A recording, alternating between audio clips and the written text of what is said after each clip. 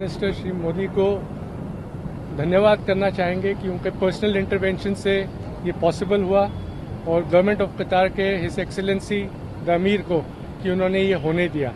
Without the intervention of prime minister Modi it wouldn't be, आज हम आपके सामने खड़े नहीं हो रहे होते अगर इंटरवेंशन नहीं होता at that level, highest level. Show पे कहा था कि इंडिया जो है वो कतर से अपने जो फॉर्मर रिटायर्ड नेवी ऑफिशियल्स हैं वो छुड़वा लेगा।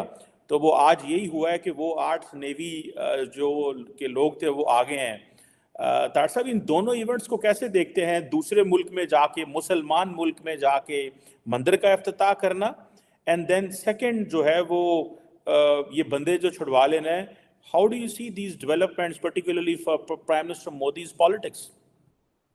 चीमा साहब, मैं बल्कि आज ना सिर्फ इस हवाले से भी बल्कि अपने देखने वालों से मैं आज क्रेडिट लेना चाहूंगा कि मैंने ना सिर्फ इसकी पेशगोई की थी कि कतर छोड़ेगा इन लोगों को, ऐसी कोई बड़ी बात नहीं। दूसरी ये थी कि जब मिसाइल के हवाले से आपको पता है वो जो एक खबर आई थी और बोइंग के हवाले से, तो मैंने कहा था कि ये नहीं रोक सकते, ये देंगे, ड्रोन्स भी देंगे और ये तैयारे भी देंगे। और दूसरे दिन ही खबर आ गई थी। उसकी वजह यह है कि चीमा साहब, मैं वॉशिंगटन डीसी को देख रहा हूं इस वक्त, और I am sitting in Washington DC, और मैं इन्फ्लुएंस देख रहा हूं डायस्पोरा का, भारत की इकोनॉमी का, उनकी साइंटिफिक अचीवमेंट्स का, उनके कंट्री के अंदर लॉ एंड ऑर्डर का बेहतर होना, चाइना का नीचे जाना और ओबामा की वीक फॉरेन पॉलिसी को जब मैं देखता हूं तो मुझे इंडिया बहुत स्ट्रांग नजर आता है, बहुत स्ट्रांग नजर आता है। और बाकी इसमें कोई शक नहीं है कि इस वक्त वाशिंगटन डीसी के अंदर यहूदी लॉबी के बाद दूसरी स्ट्रॉन्गेस्ट लॉबी, बल्कि मैं ये शायद ये भी कहने में मुबालगा राय नहीं होगी कि हो सकता है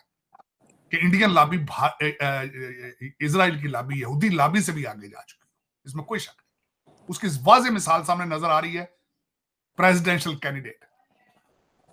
फिर जो उनका सबसे बड़ा वेपन जो है भारत का, वो कंप्यूटर के ऊपर उनकी स्किल्स है। भारत का सबसे बड़ा वेपन उनका जो है उनका इंस्टीट्यूट ऑफ टेक्नोलॉजी, उनका इंडियन इंस्टीट्यूट ऑफ मैनेजमेंट, ये सबसे बड़ा वेपन है इंडिया, जिसकी वजह से उन्होंने पूरी दुनिया कांकर की है।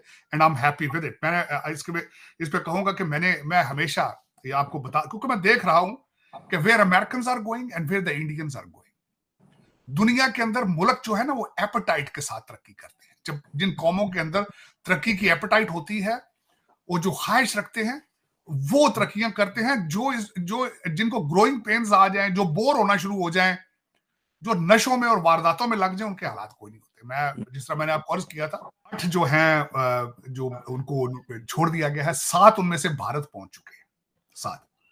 और इस वक्त जो सबसे ज्यादा पॉपुलर जिनको देखा जा रहा है, विनय मोहन क्वोत्रा, जो के फॉरेन सेक्रेटरी हैं, वो 2 हवालों से बात इस वक्त कर रहे हैं मीडिया के ऊपर। एक तो वो इन 8 जो सेलर्स हैं इनको छोड़ा गया है, और दूसरा इस वक्त यूएई के जो यूएई और कतर का ट्रिप है मोदी साहब का, उसको एक्सप्लेन करने के लिए he is top trend in the Indian media today. अब उसमें जो बात ये मैं बताना चाहूंगा, 7वां ट्रिप है इनका यूएई का, मोदी साहब का, और दूसरा बाप मंदिर का। और मैं ये एक और यहां ये बताना चाहूंगा, ये इलेक्शन कैंपेन का भी एक हिस्सा, इसको उस एंगल से भी देखा जा सकता है।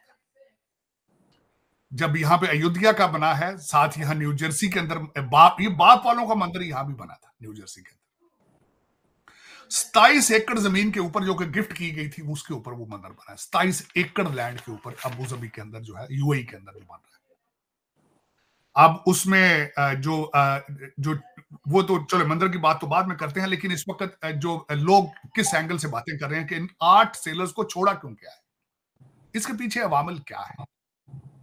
अवामल ये है कि इनके पीछे सबसे बड़ा ट्रेड है इस वक्त, जो आज जो मैं वो एग्जैक्टली आपको लफ्ज भी बताता हूं कि इस वक्त कहते हैं ट्रेड, डायस्पोरा, प्रॉफिट और सिविलियन अवार्ड और पॉपुलैरिटी ऑफ मोदी ग्रिप उस एरिया के अंदर। 7 मुल्कों ने हाई सिविलियन अवार्ड मोदी साहब को पहले उस एरिया से दे चुके हैं। 9 मिलियन से ज्यादा इंडियन डायस्पोरा वहां पे इन स्टेट्स के अंदर मौजूद है। $85 बिलियन का ट्रेड हो रहा है सिर्फ इन छोटी स्टेटों के साथ। उसके बाद मैं ये खासकर ये ट्रेड के हवाले से कहते हैं, ट्रेड क्या हुआ है? ट्रेड ही हुआ है, 8 लोगों को छुड़ाया गया है, उसके रिटर्न में क्या दिया गया है, ये भी देखना यहां पर बहुत जरूरी है। इस वक्त अगर देखा जाए तो भारत जो है दुनिया का तीसरा सबसे बड़ा ऑयल इंपोर्टर है इस वक्त आबादी के लिहाज से। उन्होंने इस वक्त बहुत बड़ा कॉन्ट्रैक्ट उनको दिया है, 2048 तक अपना गैस इंपोर्ट करेंगे वहां से, और उसकी वैल्यू $78 बिलियन होगी। अब $78 बिलियन का ट्रेड आपने देना हो, 2048 तक का कॉन्ट्रैक्ट देना हो, तो फिर आप उनके कैदी रख सकते हैं, आप उनको पकड़ सकते हैं। कल को पाकिस्तान को कुछ हो जाए किसी को कोई फर्क नहीं पड़ना, क्योंकि वापस ये अभी भी मुल्क वैसा हुआ ना हुआ एक बराबर है दूसरी कंट्रीज के लिए। यानी हमारी एग्जिस्टेंस मैटर नहीं करती है, क्योंकि हमारी कोई तरक्की नहीं है, हमारी किसी चीज में कोई वो पार्टिसिपेशन से नहीं है। कंट्री पावरफुल कंट्री है, एटॉमिक पावर है हमारे पास, फिर भी इम्पोर्टेंस नहीं है। इंपॉर्टेंस नहीं है क्योंकि उन्हें पता है कि कुछ भी नहीं कर सकते हैं। एक बॉम्ब होना थोड़ी जरूरी होता है, चलाने के लिए हिम्मत भी तो चलाइए ना। उन्हें बात कर दी है, हिम्मत नहीं है क्या हम में? हिम्मत नहीं है।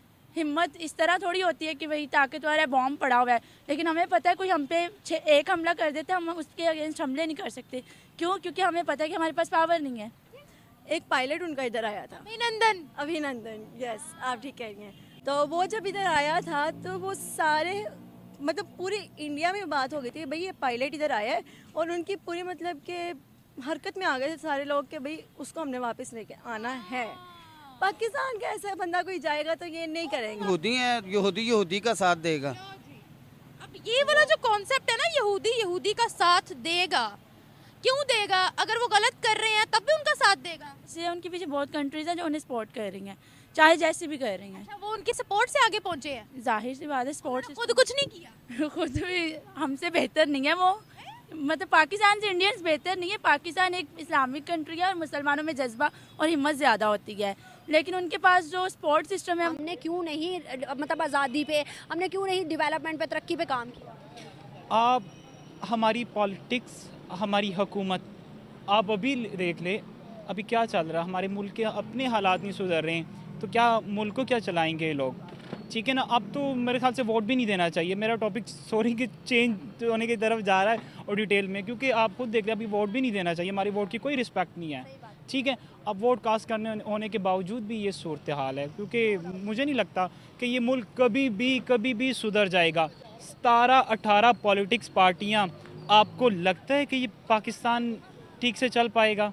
कभी भी नहीं चल पाएगा, क्योंकि एक दूसरे के जब अपने मुल्क में ये हालात है तो आपको क्या लगता है ये ठीक हो जाएगा? कभी भी नहीं होगा। सही बात है। अगर हम बात करें दूसरे पड़ोसी मुल्क हिंदुस्तान के प्राइम मिनिस्टर, क्या समझते हैं कैसा लीडर है? दुनिया में एक मिसाल बन गई है उसकी कि मोदी और मोदी। जी, एक तो मोदी ने मुल्क को, सभी पूरी दुनिया को पता है उनके ताल्लुकात बाहर मुल्कों में कैसे हैं और उन्होंने मुल्क को कैसे चलाया, और दूसरी मरतबा भी वो खुद जस्टिस पे आए हैं। हमारे मुल्क की तरह नहीं कि सब ज़बरदस्ती मुल्क पे मुसल्लत किया जा रहा है। ठीक है ना, जब आपको लोग मुंतखब करते हैं ना तो सिलेक्ट किया जाता है, और अगर आप ज़बरदस्ती आते हैं मुल्क पे तो वो अजाब बन के आता है। ठीक है, वो खुद सिलेक्ट हुए आए हैं, उनकी पब्लिक में भी यूनिटी है और पब्लिक में भी एजुकेशन अवेयरनेस है।